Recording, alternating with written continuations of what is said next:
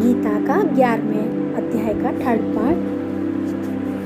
आइए सुनते हैं हिंदी में। इस प्रकार उस राक्षस का संदेश पाकर मैं तुम्हारे निकट आया हूँ। ब्राह्मण ने पूछा, ग्रामपाल, जो रात में सोए हुए मनुष्यों को खा जाता है, वह प्राणी किस पाप से राक्षस हुआ है? ग्रामपाल बोला, ब्राह्मण, पहले इस गांव में कोई किसान ब्राह्मण रहता था। एक दिन वे अग्नि के खेत की क्यारियों की रक्षा करने लगा। वहाँ से थोड़ी ही दूर पर एक बहुत बड़ा गिद्ध किसी राही को मारकर खा रहा था। उसी समय एक तपस्वी कहीं से आ निकले, जो उस राही को बचाने के लिए दूर से ही दया दिखाते आ रहे थे। गिद्ध उस राही को खाकर आकाश में उड़ गया। तब तपस्वी ने कुपित होकर उस किसान से कहा, वो दुष्ट हलवाले, तुझे धिक्कार है, तू बड़ा ही कठोर और निर्दयी है। दूसरे की रक्षा से मुंह मोड़कर केवल पेट पालने के लिए धंधे में लगा है।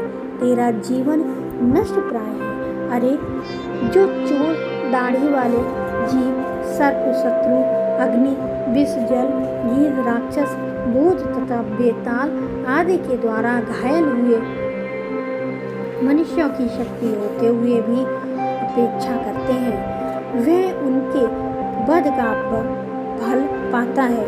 जो शक्तिशाली होकर भी चोर आदि के चंगुल में फंसे हुए हैं, ब्राह्मण को छुड़ाने की चेष्टा नहीं करता, वह घोर नरक में पड़ता और पुनः भेड़ियों की योनि में जन्म लेता है। जो वन में मारे हुए तथा ग्रद और व्याधि की दृष्टि में पड़े हुए जीव की रक्षा के लिए छोड़ो छोड़ो की पुकार करता है, वह परम गति को प्राप्त होता है।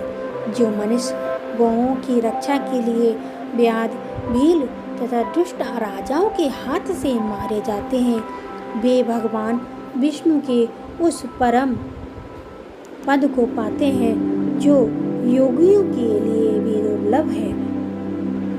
सहस्र, अश्वमेध और जो वाजपेयी यज्ञ मिलकर शरणागत रक्षा की शूरवीर कला के बराबर भी नहीं हो सकते। दीन तथा भयवीर जीव की उपेक्षा करने से पुण्यवान पुरुष भी समय आने पर कुंभिपाक नामक नरक में पकाया जाता है।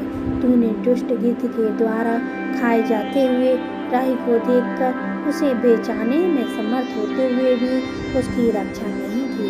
इससे तू निर्दयी जान पड़ता है, अतः तू राक्षस हो जा।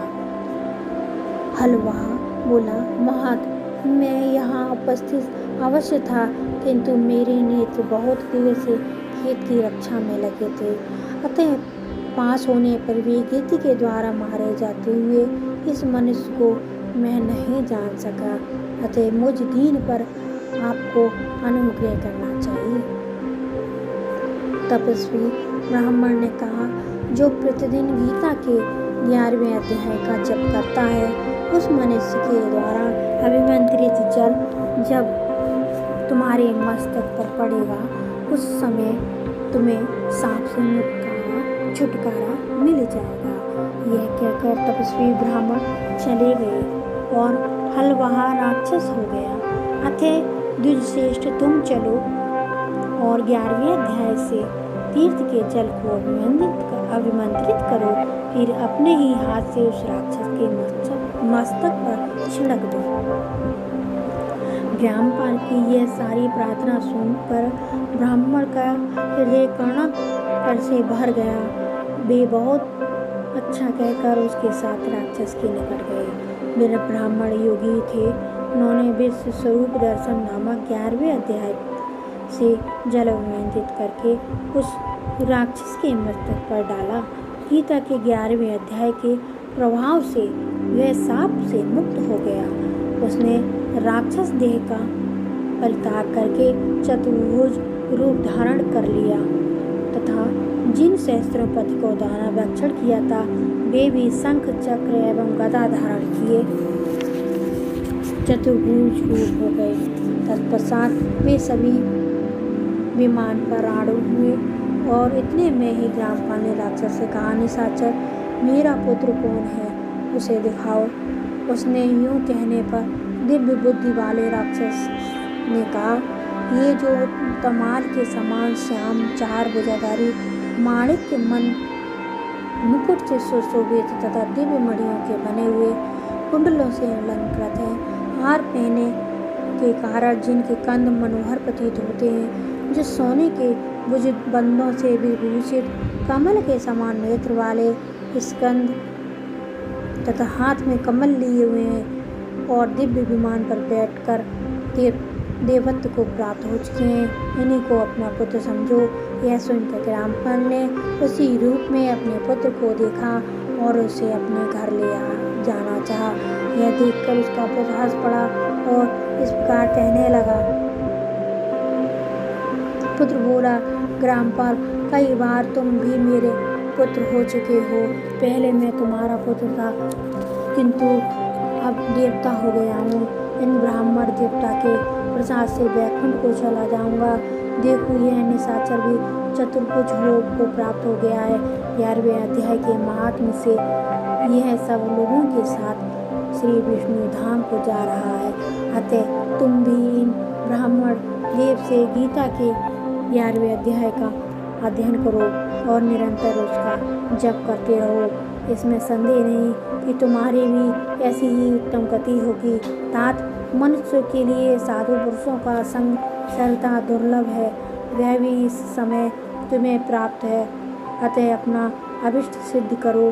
धन, भोग, दान, यज्ञ, तपस्या और पूर्व कर्मों से क्या लेना है। विश्व स्वरूपाध्याय के पाठ से ही परम कल्याण की प्राप्ति हो जाती है।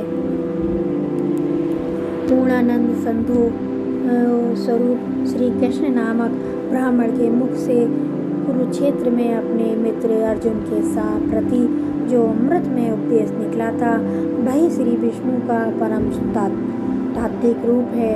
तुम उसी का चिंतन करो, वह मोक्ष के लिए प्रसिद्ध रसायन है। इस भय से डरे हुए मनुष्यों की आदि व्याधि का विनाश तथा अनेक जन्म के दुखों का नाश करने वाला है। मैं उसके सिवा दूसरे किसी साधक को ऐसा नहीं देखता, अतः उसी का अभ्यास करो। श्री महादेव जी कहते हैं, जो कहकर वह सबके साथ श्री विष्णु के परम धाम को चला गया। तब ग्रामपाल ने ब्राह्मण के मुख से उस अध्याय को पढ़ा। फिर वे दोनों ही उसके महात्म्य से विष्णु धाम को चले गए। पार्वती इस प्रकार तुम्हें 11वें अध्याय की महात्म कथा सुनाई है। इसके श्रवण मात्र से महान पातकों का नाश हो जाता है। बोलो जय श्री कृष्ण। 11वें अध्याय समाप्त।